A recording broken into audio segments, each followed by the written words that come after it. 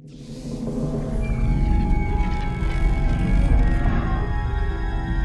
name is Brännvall. I work at DICE in Stockholm as the franchise design director for Star Wars Battlefront 2. Since launch, we have completely overhauled our progression system, removed loot boxes, and made all progression linear. We have added a squad system to the game to completely change how you collaborate with your teammates and friends. We've also added a bunch of Clone Wars and prequel heroes like Obi-Wan Kenobi, General Grievous, Anakin Skywalker, and Count Dooku.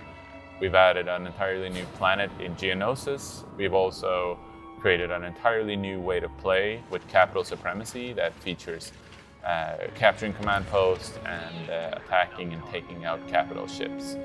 We also now announced a new planet coming to Battlefront with Felucia in the fall. So two of the highlights that we sort of teased earlier was the addition of dual wielding to the game. So adding the ARC Trooper was quite a challenge for us, as we haven't before done any dual wielding of pistols in any of our DICE games. So that was a fun challenge for us to undertake. And also the addition of the Droideka was also quite the challenge, figuring out how to make a trooper or reinforcement that can fold up into a wheel form and roll around on the battlefield was quite the challenge for us. Number one was probably, though, the addition of General Grievous to the game. He was a really challenging beast for us to work on, making sure that you can get a four-armed lightsaber-wielding cyborg that can turn into a spider and roll around on the battlefield was quite the technical feat, and we're really happy about General Grievous and how he came together.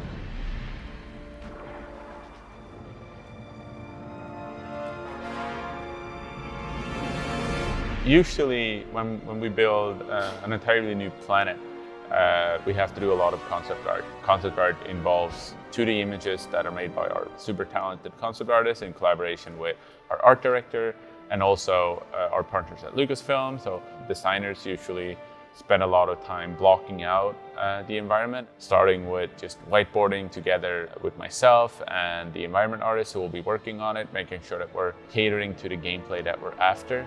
And we block it out in engine and we try to get to a playtest as quickly as possible. In that state, the level doesn't look anything like what the final version will look like, so we have to do a lot of imagination. So we can sometimes play something that looks like just a bunch of gray boxes.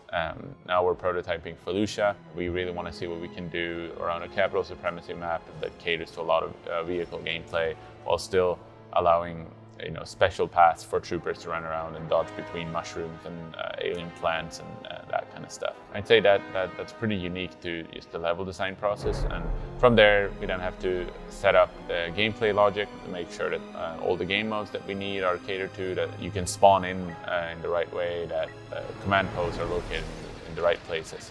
Then it's just iteration. We play test our levels a lot, and we try to play test our game at least once a day, and we just continue iterating until we finally start getting all the gameplay needs and the artistic needs that we want. After a while, both our VFX and lighting artists join the effort, and we start adding more effects and sounds to the world to make it really come alive.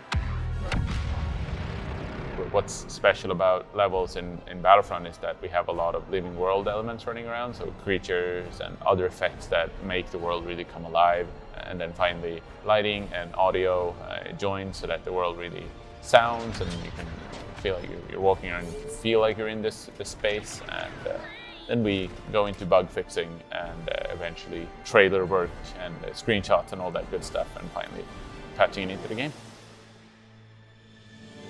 The community right now is in a really good place. I think the future is really bright for Battlefront 2. I think we've come a long way, but we still have ways to go.